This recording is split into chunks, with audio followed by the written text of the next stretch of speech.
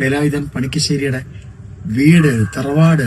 ആ തറവാട്ടിലേക്ക് വരുന്ന ആ വഴിയുടെ പേര് ടിപ്പു സുൽത്താൻ റോഡെന്നാണ്. ടിപ്പു സുൽത്താനും ഈ നാടും തമ്മിൽ എന്ത് ബന്ധം? ഒരു ബന്ധവുമില്ല.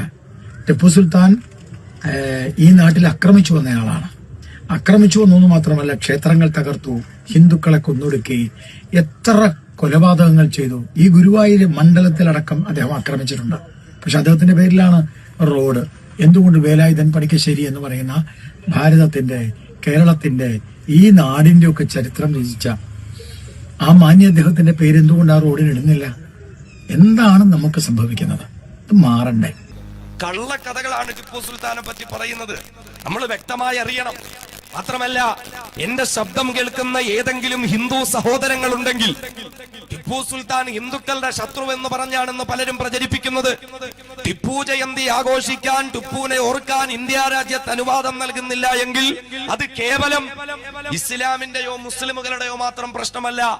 അത് ഇന്ത്യ രാജ്യത്തെ എല്ലാ നല്ലവരായ ഹിന്ദുവിന്റെയും മുസ്ലിമിന്റെയും ക്രിസ്ത്യാനിയുടെയും പ്രശ്നമാ. ആരാ ടിപ്പു സുൽത്താൻ? നമ്മുടെ ഈ കൊല്ലം ജില്ലയിൽ നിന്ന് പോലും, ഇന്ത്യയുടെ പല ഭാഗത്ത് നിന്ന് പോലും ഹൈന്ദവ സഹോദരങ്ങൾ തീർത്ഥാടനത്തിനായി വരുന്ന കൊല്ലൂർ മൂകാംബിക ക്ഷേത്രമുണ്ട്. ഇവിടെ നിന്ന് പോലും ആളുകൾ ബസ് പിടിച്ച് അവിടെ പോകാറുണ്ട്. രാജ്യത്തിന്റെ പല ഭാഗങ്ങളിൽ നിന്നും കൊല്ലൂർ മൂകാംബികയിൽ ദർശനത്തിന് വേണ്ടി വരുന്ന ഹൈന്ദവ സഹോദരങ്ങളുണ്ട്. ഈ കൊല്ലൂർ മൂകാംബിക ക്ഷേത്രത്തിൽ എല്ലാ ദിവസവും ആ ക്ഷേത്രത്തിൽ ഒരു പ്രാർത്ഥന നടത്താറുണ്ട്. സലാം മംഗളാരതി എന്നാണ് ആ പ്രാർത്ഥനയുടെ പേര്. സലാം മംഗളാരതി. സലാം എന്നൊക്കെ കേൾക്കുമ്പോ പള്ളിയിൽ നടക്കുന്ന പ്രാർത്ഥനയാന്ന് വിചാരിക്കല്ലേ. കൊല്ലൂർ മൂകാംബിക ക്ഷേത്രത്തിൽ സലാം മംഗളാരതി എന്നൊരു പ്രാർത്ഥന നടക്കുന്നുണ്ട്. ആർക്ക് വേണ്ടിയിട്ടുള്ള പ്രാർത്ഥനയാ? ടിപ്പു സുൽത്താന് വേണ്ടിയിട്ട് പ്രാർത്ഥന എല്ലാ ദിവസവും കൊല്ലൂർ മൂകാംബിക ക്ഷേത്രത്തിലെ. അവിടെ നിന്ന് കുറച്ചു ദൂരം യാത്ര ചെയ്താൽ ശങ്കരനാരായണീ ക്ഷേത്രം എന്നൊന്നും മറ്റോ പറയപ്പെടുന്ന ഒരു ക്ഷേത്രമുണ്ട്. അവിടെ ഉത്സവം നടക്കാറുണ്ട് 12 ദിവസം. ഈ 12 ദിവസവും ആ ക്ഷേത്രത്തിലെ പൂജാരി ഒരു തൊപ്പി ധരിച്ചിട്ടാണ് പൂജാകർമ്മങ്ങൾ ചെയ്യുന്നത്. ആരുടെ തൊപ്പി? ടിപ്പു സുൽത്താൻ അവിടുത്തെ പൂജാരിക്ക് സമ്മാനമായി കൊടുത്ത തൊപ്പി. 12 ദിവസം ഇത് തലേ വെച്ചിട്ടാ പൂജ നടക്കുന്നത്. ആ ക്ഷേത്രത്തില് 600 കിലോ തൂക്കമുള്ളതായ ഒരു ഓട്ടുമണിയുണ്ട്. 600 കിലോ ഉള്ളത്. അത് ടിപ്പു സുൽത്താൻ കൊടുത്തതാ. നമുക്കറിയോ ചരിത്രം? ഈ ടിപ്പുവിനെയാണ് ക്ഷേത്രം തകർത്ത ആള്, കൊലപാതകങ്ങൾ നടത്തിയ ആള്, കലാപങ്ങൾ നടത്തിയ ആള്. കേരളത്തിലെ 58 ക്ഷേത്രങ്ങൾക്ക് ടിപ്പു സുൽത്താൻ സാമ്പത്തിക സഹായം കൊടുത്തതിന്റെ തെളിവുകളുണ്ട്. ഇവിടെ ഗുരുവായൂർ ക്ഷേത്രത്തിന് പോലും 500 ഏക്കർ ഭൂമി ടിപ്പു സുൽത്താൻ കൊടുത്തിട്ടുണ്ട്. കസബയിലെ വേട്ടക്കൊര മകൻകാവ് ക്ഷേത്രത്തിന് 180 ഏക്കർ ഭൂമി. ഇതിന്റെ കൃത്യമായ തെളിവുകൾ ഇന്നും കോഴിക്കോട് വ്യക്തമായി സൂക്ഷിക്കപ്പെട്ടിട്ടുണ്ട്. അതുകൊണ്ട് ടിപ്പു സുൽത്താനെതിരെ ആരെങ്കിലും ശബ്ദിക്കുന്നുണ്ടെങ്കിൽ ഇന്ത്യയിലെ മുസ്ലിമുകളുടെ മാത്രം പ്രശ്നമല്ല, ഇന്ത്യ രാജ്യത്തെ മുഴുവൻ മനുഷ്യരുടെയും പ്രശ്നമാണ്. കേരളത്തിലേക്ക് വരുമ്പോൾ മേലാളന്മാരുടെ ജാതീയത നിലനിൽക്കുന്നതിന്റെ പേരിൽ മാറുമറയ്ക്കാൻ അവകാശമില്ലാത്ത കീഴാള ജനവിഭാഗത്തിലെ അമ്മപെങ്ങന്മാർക്ക് മാറുമറയ്ക്കാൻ അവകാശം കൊടുത്ത ടിപ്പു സുൽത്താന. തൃശ്ശൂരിനടുത്ത് ചേലക്കര എന്നൊരു സ്ഥലമുണ്ട്. അവിടെ വെച്ചിട്ടാണ് ടിപ്പു ചേല വിതരണം ചെയ്തത്. അതുകൊണ്ട് ആ സ്ഥലത്തിന് ചേലക്കര എന്ന പേര് വന്നു. ഞാൻ പറഞ്ഞു വന്നത്, ഈ ടിപ്പു സുൽത്താൻ ലോകമറിയപ്പെട്ട മഹാനുഭാവൻ. ഏതൊരു മഹാനുഭാവന്റെ പേര് കേൾക്കുമ്പോൾ ഇന്ത്യ രാജ്യത്തെ ദേശസ്നേഹികളായ മനുഷ്യർക്ക് മുഴുവനും രോമാഞ്ചവും ആത്മാഭിമാനവും ഉണ്ടാകുമോ? ബഹുമാനനായ ഷഹീദേ മില്ലാ ഫതഹ് അലി ഖാൻ ടിപ്പു സുൽത്താൻ റഹ്മത്തുള്ളാഹി തആല അലൈഹി. അപ്പൊ ഇന്ത്യ രാജ്യത്ത് ടിപ്പു സുൽത്താന്റെ പേര് പറയാൻ പാടില്ല. ഇന്ത്യയുടെ നിലവിലുള്ള രാഷ്ട്രപതി പോലും ടിപ്പുവിനെ പറ്റി എന്തോ നല്ല വാക്ക് പറഞ്ഞു എന്നതിന്റെ പേരിൽ വലിയ പ്രശ്നമാ. പക്ഷേ ടിപ്പു സുൽത്താനെ സംബന്ധിച്ചിടത്തോളം ഇന്ത്യ രാജ്യത്ത് കടന്നുപോയ രാഷ്ട്രപതിമാരിൽ ഒരുപാട് സ്ഥാനവും മഹത്വവുമുള്ള, പാണ്ഡിത്യം കൊണ്ടും വിനയം കൊണ്ടും ലാളിത്യം കൊണ്ടും ലോകം മുഴുവനും പേരും പ്രശസ്തിയും ആർജിച്ച ഒരു മഹാനായ രാഷ്ട്രപതി നമുക്കുണ്ടായിരുന്നു. ലക്ഷക്കണക്കിന് ആളുകളുടെ മുന്നിലും തന്റെ ചെരുപ്പൂടിയിട്ട് ആ ചെരുപ്പ് കയ്യിൽ പിടിച്ച് നടക്കുമ്പോൾ തന്നെ എന്റെ കീഴിൽ ജോലി ചെയ്യുന്ന തന്റെ കൂടെ എപ്പോഴും ഉണ്ടാകുന്ന ചെറുപ്പക്കാരൻ വന്നിട്ട്, സാർ നിങ്ങളുടെ ഷൂസ് എന്റെ കയ്യിൽ തരണമെന്ന് പറയുമ്പോ ഈ 2 ഷൂസ് പിടിക്കാനുള്ള ആരോഗ്യം എനിക്കുണ്ട് എന്ന് പറഞ്ഞ് ലക്ഷക്കണക്കിന് ആളുകളുടെ മുന്നിൽ തന്റെ ചെരുപ്പ് കയ്യിലിടിച്ചുകൊണ്ട് നടന്ന ഇന്ത്യ രാജ്യം കണ്ട മഹാനായ രാഷ്ട്രപതി ഡോക്ടർ APJ അബ്ദുൽ കലാം. മഹാനായ ഒരു രാഷ്ട്രപതിയായിരുന്നു. അദ്ദേഹത്തിന്റെ സെക്കൻഡുകൾക്ക് പോലും അദ്ദേഹത്തിന്റെ ചിന്തകൾക്ക് അമേരിക്കക്കാരൻ വില കൊടുക്കാമെന്ന് പറഞ്ഞു. പക്ഷേ എന്റെ ചിന്തയും എന്റെ മസ്തിഷ്കവും ഇന്ത്യ രാജ്യത്തിന് വേണ്ടിയിട്ടല്ലാതെ ഞാൻ ഉപയോഗിക്കില്ല എന്ന് പറഞ്ഞ മഹാനായ മനുഷ്യൻ. അദ്ദേഹം ലോകത്തിന് മഹിതമായ സന്ദേശങ്ങൾ നൽകി എഴുതിയ പുസ്തകമാണ് ദ വിങ്സ് ഓഫ് ഫയർ, അഗ്നിച്ചിറകുകൾ. അദ്ദേഹം അതിൽ എഴുതുന്നുണ്ട്, ഞാൻ അമേരിക്കയുടെ നാസയുടെ രഹസ്യ കേന്ദ്രങ്ങളിലേക്ക് പോയി. നാസയുടെ രഹസ്യ കേന്ദ്രങ്ങളിലേക്ക് പോയി APJ അബ്ദുൽ കലാം. അദ്ദേഹം അവിടേക്ക് ചെന്നത് അദ്ദേഹത്തിന് കിട്ടിയ ഒരു അവസരമല്ല, മറിച്ച് അത് അമേരിക്കക്കാർക്ക് കിട്ടിയ ഒരു അവസരമായിരുന്നു. കാരണം അദ്ദേഹം ഇങ്ങനെ നടക്കുമ്പോഴും ശാസ്ത്രജ്ഞന്മാരൊപ്പം കൂടി അദ്ദേഹത്തോട് പല സംശയങ്ങളും ചോദിച്ചു. സ്വതസിദ്ധമായ ശൈലിയിൽ പുഞ്ചിരി തൂകി അദ്ദേഹം അതിനെല്ലാം മറുപടി പറഞ്ഞുകൊണ്ട് മുന്നോട്ട് നടന്നു. അങ്ങനെ പതുക്കെ മുന്നോട്ട് നടക്കുമ്പോൾ പെട്ടെന്ന് നാസയുടെ ചുവരിൽ പതിച്ചിരുന്ന ഒരു ഛായാചിത്രം കണ്ടിട്ട് ഡോക്ടർ അബ്ദുൽ കലാം അവിടെ തന്നെ നിന്നു. കുറെ നേരം ആ ചിത്രത്തിലേക്ക് നോക്കി നിന്നു. അദ്ദേഹം എഴുതുന്നു, ഒറ്റ നോട്ടത്തിൽ എനിക്ക് മനസ്സിലായി, അമേരിക്കയുടെ രഹസ്യ കേന്ദ്രമായ നാസയുടെ ചുവരിൽ തൂക്കിയിട്ടിരിക്കുന്ന ഛായാചിത്രം അതൊരു ഇന്ത്യക്കാരന്റെ ചിത്രമാണ്. ഒരു പരമ്പരാഗത ഇന്ത്യൻ വേഷം ധരിച്ചുകൊണ്ട് ഒരു പോരാളി വെള്ളക്കാർക്കെതിരെ റോക്കറ്റ് ആക്രമണം നടത്തുന്ന ഒരു ഛായാചിത്രം ഞാൻ കണ്ടു. അതൊരു ഇന്ത്യക്കാരന്റെ ചിത്രമെന്ന് മനസ്സിലാക്കി ഒരു ഇന്ത്യക്കാരനായതിന്റെ പേരിൽ എനിക്കൊന്ന് അഭിമാനം തോന്നുകയുണ്ടായി. ഏതൊരു അബ്ദുൽ കലാമിന്റെ പേര് പറഞ്ഞുകൊണ്ടാണോ ഇന്ത്യക്കാരെന്ന് അഭിമാനിക്കുന്നത്, ഏതൊരു അബ്ദുൽ കലാമിനെയാണോ ഇന്ത്യയുടെ മുസ്ലിമാൻ എന്ന് പറയുന്നത്, അബ്ദുൽ കലാം പറയുന്നു, ഒരു ഛായാചിത്രം കണ്ടിട്ട് എനിക്കൊരു ഇന്ത്യക്കാരനായതിൽ അഭിമാനം തോന്നി. അതെ, അമേരിക്കയുടെ നാസയുടെ കേന്ദ്രത്തിൽ അബ്ദുൽ കലാം കണ്ട ഛായാചിത്രം ആരുടെ ഛായാചിത്രമാ? ബഹുമാനനായ ടിപ്പു സുൽത്താന്റെ ഛായാചിത്രമാണ്. പാകിസ്ഥാൻ 4000 കിലോമീറ്റർ അപ്പുറത്തേക്ക് കുതിച്ചു ചാടുന്ന ഒരു ബല്ലാസ്റ്റിക് മിസൈൽ വികസിപ്പിച്ചെടുത്തു. 4000 കിലോമീറ്റർ. എന്നിട്ട് അതിനൊരു പേര് വെക്കണം. എന്ത് പേരിടും? മുഹമ്മദ് അലി ജിന്നയുടെ പേരിട്ടില്ല, പട്ടാള മേധാവിമാരുടെ പേരിട്ടില്ല. പിന്നെയോ ഇന്ത്യയുടെ ശത്രു രാജ്യമായ പാകിസ്ഥാൻ 4000 കിലോമീറ്റർ അപ്പുറത്തേക്ക് കുതിച്ചു ചാടുന്ന മിസൈലിന് കൊടുത്ത പേര് ടിപ്പു സുൽത്താന്റെ പേരാ. ടിപ്പു എന്ന പേരാണ് അതിനിട്ടത്. ഇംഗ്ലണ്ടിലെ വോൾവിച്ചിലെ റോഡുണ്ട എന്ന പേരുള്ള ഒരു മ്യൂസിയം ഉണ്ട്, വോൾവിച്ച് റോഡുണ്ട. ആ മ്യൂസിയത്തിൽ പോയി APJ അബ്ദുൽ കലാം. അദ്ദേഹം പറയുന്നു, എന്നെ അവിടുത്തെ ആളുകൾ കൂട്ടിക്കൊണ്ടുപോയി ഒരു പീരങ്കിയുടെ മുന്നിൽ നിർത്തി. ഇതാരുടെ പീരങ്കി എന്നറിയോ? അദ്ദേഹം മറുപടി പറഞ്ഞില്ല. അവർ പറഞ്ഞു, ഇത് നിങ്ങളുടെ ടിപ്പുവിന്റെ പീരങ്കിയാണ്.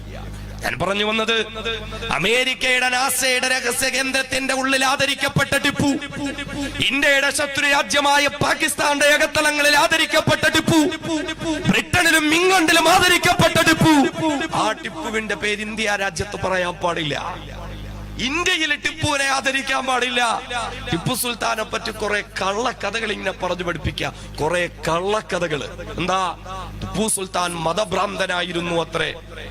ടിപ്പു സുൽത്താൻ വലിയ വർഗീയവാദിയാണ്.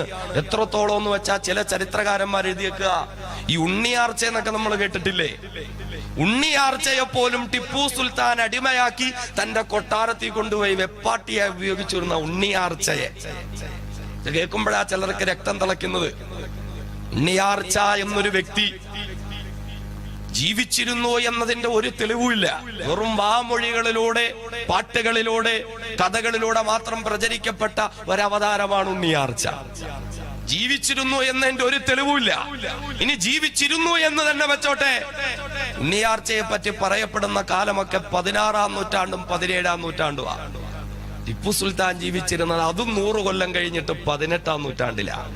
17-ാം നൂറ്റാണ്ടിലുള്ള ഉണ്ണിയാർച്ചയാണ് 18-ാം നൂറ്റാണ്ടിലെ ടിപ്പു സുൽത്താൻ ഉപയോഗിച്ചതെന്ന്. വെറും കള്ളക്കഥകൾ. കഥകളിലൂടെ സിനിമകൾ പോലും ഇപ്പോ മലയാളത്തില് 3-4 അവാർഡുകൾ നേടിയെടുത്ത ആമേൻ എന്ന പേരുള്ള ഒരു സിനിമയുണ്ട്. ഞാൻ കണ്ടിട്ടില്ല, നിങ്ങൾ കണ്ടിട്ടുണ്ടാവും. അതിന്റെ തുടക്കം ടിപ്പു സുൽത്താനെ കാണിക്കും അത്രേ. ആലപ്പുഴയ്ക്ക് കുട്ടനാടിനടുത്ത് കുമരങ്കരി എന്ന പ്രദേശത്ത് ഒരു സുറിയാനി ചർച്ച്, ആ ചർച്ച് ആക്രമിച്ച് അവിടെ നിന്നെന്തൊക്കെ വിലപിടിപ്പുള്ള വസ്തുക്കൾ എടുക്കാൻ ടിപ്പു സുൽത്താൻ തന്റെ പടയാളികളുമായി ഇങ്ങനെ വരികയാണത്രേ. അങ്ങനെ വന്ന് രാത്രി ഇങ്ങനെ ആ ചർച്ചിന്റെ മുന്നിൽ നിൽക്കുമ്പോൾ പെട്ടെന്ന് പൗലോസ് പുണ്യാളൻ അതിൻ്റെ ഉള്ളിൽ ഇങ്ങനെ പ്രത്യക്ഷപ്പെട്ട് പ്രകാശം വന്ന് ടിപ്പു സുൽത്താൻ ഒളിച്ചോടി, തിരിച്ചു പേടിച്ചോടി എന്നൊക്കെയാ പറയുന്നത്. പക്ഷേ കൃത്യമായ രേഖകളുണ്ട്. പെരിയാറിന്റെ വടക്കോട്ട് ടിപ്പു വന്നിട്ടില്ല. പറയുന്നു ആലപ്പുഴയിലെ കുമരങ്കരയിൽ ടിപ്പു സുൽത്താൻ വന്നു എന്ന്. ഞാൻ പറഞ്ഞു വന്നത് ഈ ടിപ്പു സുൽത്താൻ, മഹാനായ ടിപ്പു സുൽത്താൻ റഹ്മത്തുള്ളാഹി തആല അലൈഹി, അദ്ദേഹത്തിന്റെ കൊട്ടാരത്തിനടുത്തൊരു വലിയ പള്ളി പണിയുകയാ. സഹോദരങ്ങളെ, സഹോദരിമാര്, ഗൗരവപൂർവ്വം കേൾക്കേണ്ടുന്ന വിഷയമാണ്. ടിപ്പു സുൽത്താൻ ഒരു വലിയ പള്ളി പണിയുകയാ. എന്നിട്ട് സുൽത്താനും പണി കഴിപ്പിച്ച പള്ളിയുടെ ഉദ്ഘാടന കർമ്മത്തിന്റെ ദിവസം വരികയാണ്. രാജ്യത്തിന്റെ വിവിധ ഭാഗങ്ങളിൽ നിന്ന് ആളുകളെല്ലാം ആ പള്ളിയുടെ അങ്കണത്തിലേക്ക് ഒഴുകിയെത്തുകയാ. ഹിന്ദുവും മുസൽമാനും ക്രിസ്ത്യാനിയും അടക്കമുള്ള സകല ആളുകളും ഒഴുകിയെത്തുകയാ. കാരണം ടിപ്പു സുൽത്താൻ എവിടെ തന്റെ കോട്ട പണിഞ്ഞാലും ആ കോട്ടയുടെ മുന്നിൽ തന്നെ ഹൈന്ദവർക്ക് വേണ്ടി ക്ഷേത്രം പണിഞ്ഞു കൊടുക്കുമെങ്കിലും ഇന്നും വെല്ലൂർ ബാഖിയാത്ത് സാലിഹാത്ത് എന്ന മഹത്തായ സ്ഥാപനത്തിനടുത്ത് ബഹുമാന്യനായ ടിപ്പു പണി കഴിപ്പിച്ച വലിയ ഒരു കോട്ടയുണ്ട്. ആ കോട്ടയുടെ മുന്നിൽ ഹൈന്ദവർക്ക് വേണ്ടി പണി കഴിപ്പിച്ച ക്ഷേത്രമുണ്ട്, ക്രൈസ്തവർക്ക് വേണ്ടി പണി കഴിപ്പിച്ച ചർച്ചുണ്ട്, മുസ്ലിമുകൾക്ക് വേണ്ടി പണി കഴിപ്പിച്ചതായ പള്ളിയുമുണ്ട്. എന്നാലെന്നറിയുമോ, ഇന്ന് ആ മുസ്ലിം പള്ളി പൂട്ടപ്പെട്ടു പോയിരിക്കുകയാണ്. അധികാരികളുടെ വർഗീയ നിലപാട് മൂലം മുസ്ലിം പള്ളി പൂട്ടപ്പെട്ടു പോയിരിക്കുകയാ. പക്ഷേ ടിപ്പു സുൽത്താൻ പണി കഴിപ്പിച്ചു കൊടുത്തതായ ക്ഷേത്രത്തിൽ ഇന്നും പൂജാകർമ്മങ്ങൾ നടത്തപ്പെടുകയാ. ടിപ്പു സുൽത്താൻ പണി കഴിപ്പിച്ചു കൊടുത്ത ചർച്ചിൽ ഇന്നും അവിടെ കുർബാനയടക്കമുള്ള കർമ്മങ്ങൾ നടത്തപ്പെടുകയാ. ഇത്രത്തോളം മതേതരനായ ചക്രവർത്തിയായിരുന്നില്ല ടിപ്പു സുൽത്താൻ. ആ ടിപ്പു സുൽത്താൻ ഒരു വലിയ പള്ളി പണിയുകയാ. മസ്ജിദുൽ ഫത്തഹ് എന്നോ മറ്റോ ചരിത്രത്തിൽ രേഖപ്പെടുത്തപ്പെട്ടിട്ടുള്ള പള്ളിയാ. ഏത് പേരായിരുന്നാലും ആ പള്ളിയുടെ ഉദ്ഘാടന കർമ്മം നടക്കുന്ന ദിവസം രാജ്യത്തിന്റെ വിവിധ ഭാഗങ്ങളിൽ നിന്ന് ആളുകൾ ഒഴുകിയെത്തുകയാ. സുൽത്താൻ പണി കഴിപ്പിച്ച പള്ളിയുടെ ഉദ്ഘാടന കർമ്മം കാണാൻ ലോകത്തിന്റെ രാജ്യത്തിന്റെ വിവിധ ഭാഗങ്ങളിൽ നിന്ന് ആളുകൾ ഒഴുകിയെത്തുകയാ. ഒരുപാട് മുസ്ലിം പണ്ഡിതന്മാരുണ്ട്, ഒരുപാട് മശായിഖന്മാരുണ്ട്, ഒരുപാട് സൂഫിയാക്കളുണ്ട്. എല്ലാവരും ഇങ്ങനെ പള്ളിയുടെ മുന്നിലേക്ക് വന്ന് പള്ളിയുടെ ഉദ്ഘാടന കർമ്മത്തിന് വേണ്ടി കാത്തിരിക്കുമ്പോൾ ആരായ ടിപ്പു സുൽത്താൻ റഹിമഹുല്ലാഹ് അദ്ദേഹം പെട്ടെന്ന് തന്നെ തന്റെ മുന്നിൽ കൂടിയിരിക്കുന്ന 10,000-കണക്കിന് വരുന്ന പാരാവാരം പോലെയുള്ള ആളുകളോട് വിളിച്ചു പറയുകയാ, ഞാൻ നേരിട്ട് പണി കഴിപ്പിച്ച എന്റെ ഈ പള്ളിയുടെ ഉദ്ഘാടനം ഒരു സാധാരണക്കാരനായ മനുഷ്യനെ കൊണ്ട് ഞാൻ നടത്തിക്കില്ല. അതുകൊണ്ട് ഞാൻ ആവശ്യപ്പെടുകയാണ്, എന്റെ മുന്നിൽ മഹത്തുക്കളായ സൂഫിയാക്കളുണ്ട്, മശായിഖന്മാരുണ്ട്, ഫുഖഹാക്കളുണ്ട്, വലിയ വലിയ പണ്ഡിതന്മാരുണ്ട്.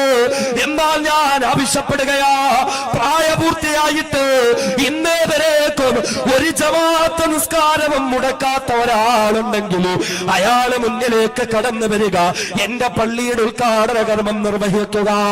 അതേ പ്രായപൂർത്തിയായിട്ട് നാളുന്നവരെയും ഒരു ജമാഅത്ത് നിസ്കാരവും മുടക്കാത്തവരുണ്ടോ, ടിപ്പുവിന്റെ പള്ളിയുടെ ഉദ്ഘാടന കർമ്മം നിർവഹിക്കുക. എല്ലാവരും ഒന്ന് ചിന്തിച്ചു നോക്കുകയാ, പടച്ചവര് എപ്പോഴെങ്കിലും ഒക്കെ ഒരു നിസ്കാരം എനിക്ക് ജമാഅത്ത് നഷ്ടപ്പെട്ടു പോയിട്ടുണ്ടാകാം, കളാ ആക്കിയിട്ടില്ല, പക്ഷേ ജമാഅത്ത് നഷ്ടപ്പെട്ടു പോയിട്ടുണ്ടാകാം. അതുകൊണ്ട് ഒരാൾക്കും മുന്നോട്ട് വരാൻ ധൈര്യമില്ല. എല്ലാവരും നിശബ്ദരായി തോൽവി സമ്മതിച്ചു കൊണ്ടിരിക്കുമ്പോ രാജ്യത്തിന്റെ പരമാധികാരം കയ്യിലാണെന്ന ഭരണാധികാരിയായ ബഹുമാനനായ ടിപ്പു സുൽത്താൻ വിളിച്ചു പറയുകയാ, എങ്കിൽ ഞാൻ തന്നെ പള്ളിയുടെ ഉദ്ഘാടന കർമ്മം നിർവഹിക്കാം. അൽഹംദുലില്ലാഹ്, അൽഹംദുലില്ലാഹ്, പ്രായപൂർത്തിയായിട്ട് നാളുന്നവരെയും ഒരു നിസ്കാരത്തിന്റെയും ജമാഅത്ത് ഞാൻ മുടക്കിയിട്ടില്ല. അങ്ങനെ മുടക്കാൻ എന്റെ ഉമ്മ എന്നെ പഠിപ്പിച്ചിട്ടില്ല.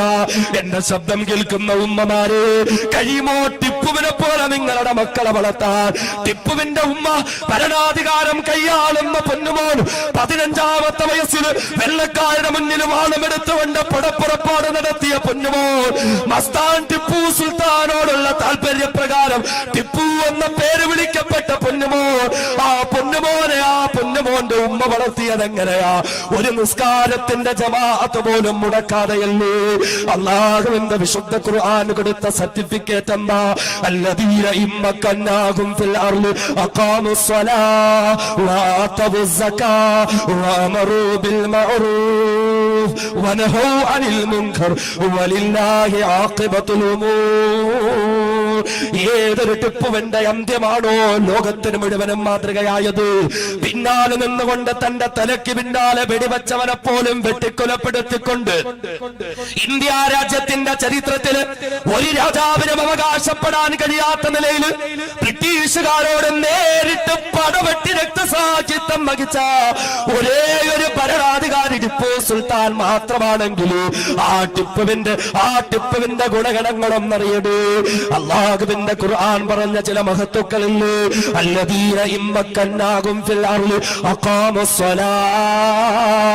എത്ര അധികാരം പടച്ച തമ്പുരാൻ കൊടുത്താലും നിസ്കാരത്തെ കൃത്യമായി നിലനിർത്തുന്നവരെന്ന് ഖുർആൻ പറഞ്ഞ ആ മഹത്തായ സിഫത്തിലേക്ക് കടന്നുപോയ ടിപ്പു സുൽത്താൻ, ആ ടിപ്പുകളെ വളർത്തിയ പ്രിയപ്പെട്ട ഉമ്മ, ടിപ്പുവിന് കൊടുത്ത തർബിയത്തും സ്വലാഹിയത്തും അതാണെങ്കിൽ എന്റെ ശബ്ദം കേൾക്കുന്ന മങ്ങാരത്തെ പ്രിയപ്പെട്ട ഉമ്മമാരെ, കഴിയുമോ നിങ്ങളുടെ മക്കളെ നിങ്ങൾക്ക് ഇങ്ങനെയൊന്ന് വളർത്താൻ? ഒരു ജമാഅത്ത് നിസ്കാരം പോലും മുടക്കാതെ അവിടെയാണ് ഹബീബായ റസൂൽ പഠിപ്പിച്ചത്. ഏഴാമത്തെ വയസ്സ് മുതൽ നിസ്കാരത്തിന്റെ കാര്യത്തിൽ ശ്രദ്ധയുണ്ടാകണം. വിശദീകരിക്കാൻ നമുക്ക് സമയമില്ല. ഖുർആൻ പഠിപ്പിക്കുന്ന മഹത്തായ മറ്റൊരു സംസ്കാരമുണ്ട്, ഹബീബായ റസൂൽ പഠിപ്പിച്ച സംസ്കാരം. 7 വയസ്സായാൽ മക്കളെ നിസ്കരിപ്പിക്കണം. 10 വയസ്സായിട്ടും നിസ്കരിച്ചില്ലെങ്കിൽ അടിക്കണം. ശേഷം റസൂലുള്ള പറഞ്ഞു, വഫർരിഖൂ ബൈനഹും ഫിൽ മലാജിഅ. 10 വയസ്സായി കഴിഞ്ഞാൽ ആൺകുട്ടിയാകട്ടെ പെൺകുട്ടിയാകട്ടെ ഒറ്റയ്ക്ക് കിടത്തി ശീലിപ്പിക്കണം. പിന്നെ ഒരുമിച്ച് കിടത്താൻ പാടില്ല. 10 വയസ്സ് പൂർത്തിയായോ പിന്നെ ആരോടൊപ്പവും അവരെ ഒരുമിച്ച് കിടത്തരുത്. 10 വയസ്സ് പൂർത്തിയായാ മാറ്റിക്കിടത്തണം.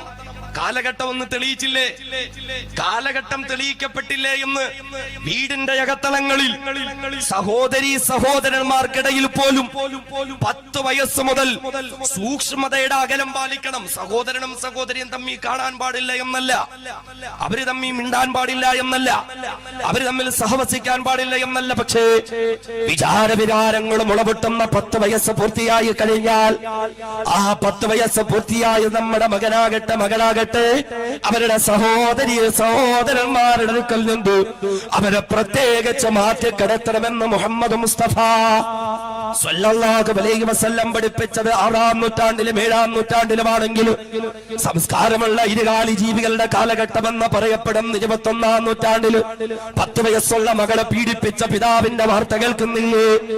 ഏറ്റവും കൂടുതൽ പീഡനങ്ങൾ പെൺകുട്ടികളെ നേരിടേണ്ടി വരുന്നത് വീടിന്റെ അകത്തളങ്ങളിൽ നിന്നാണെങ്കിലും 5 വയസ്സുള്ള പൊന്നുമോളെ പോലും പീഡിപ്പിച്ചിട്ട് കഴുത്ത് ഞെരിച്ച് കൊന്നുകളയുന്നെങ്കിലും 6 മാസം പ്രായമുള്ള പിഞ്ചുകുഞ്ഞിനെ പോലും പീഡിപ്പിക്കുന്ന കാലഘട്ടമാണെങ്കിലും 14 മുമ്പ് മുത്തളി മുഹമ്മദ് മുസ്തഫ സല്ലല്ലാഹു അലൈഹി വസല്ലമ തങ്ങൾ പറഞ്ഞ 10 വയസ്സ് പൂർത്തിയായി കഴിഞ്ഞാൽ വഫർരിഖൂ ബൈനഹും ഫിൽ മലാജി, കിടപ്പറകളിൽ നിന്ന് നിങ്ങളുടെ മക്കളെ നിങ്ങൾ മാറ്റിക്കിടത്തരുത്. മഹത്തായ ഒരു സംസ്കാരമാണ്.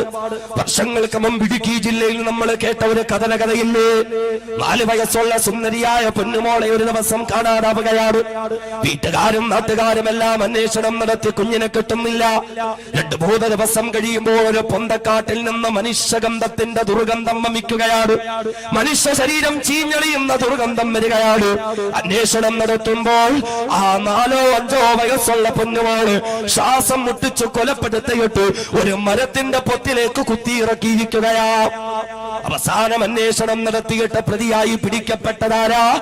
അവളുടെ വീടിന്റെ തൊട്ടടുത്ത് താമസിക്കുന്ന 11 വയസ്സുകാരൻ.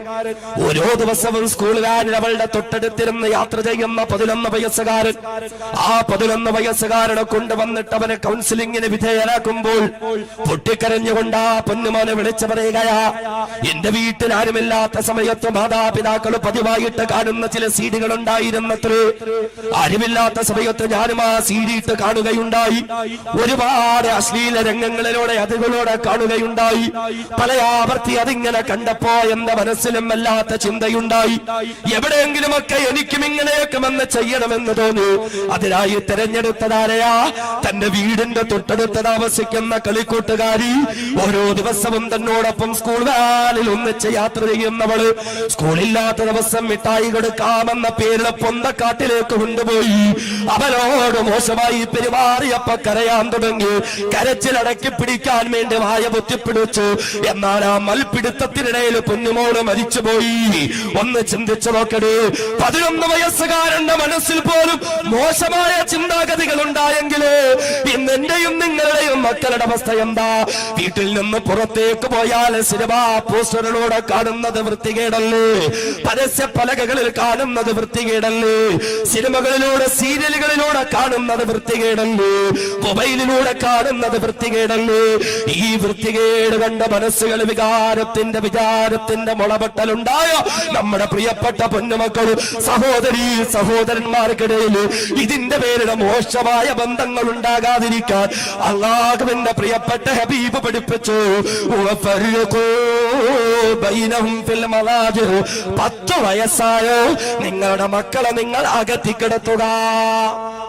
നിസ്സാര വിഷയമല്ല. പീഡനങ്ങൾ നടക്കുന്നത് കുടുംബക്കാരിൽ നിന്നാണ്.